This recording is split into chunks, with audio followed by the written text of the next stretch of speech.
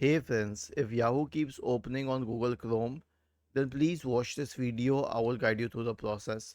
Search for Chrome in the Windows search bar and open Google Chrome. And at times, Yahoo will open as the default browser. Now, I'll tell you the main reason behind it.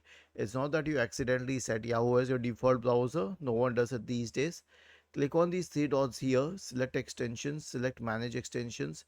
You'll find some plugin which is making Yahoo search load. So you can turn this off and then remove it completely from the browser.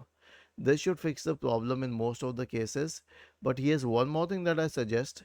Search for MRT in the Windows search bar and then go to MRT, which is the malware removal tool, and then click on next, choose full scan and then select next, because a malware could also be causing this. Was this helpful? If yes, then please subscribe to the channel. If not, then let us know in the comment section of the video on how we could help you further. Thank you for watching this video and have a nice day.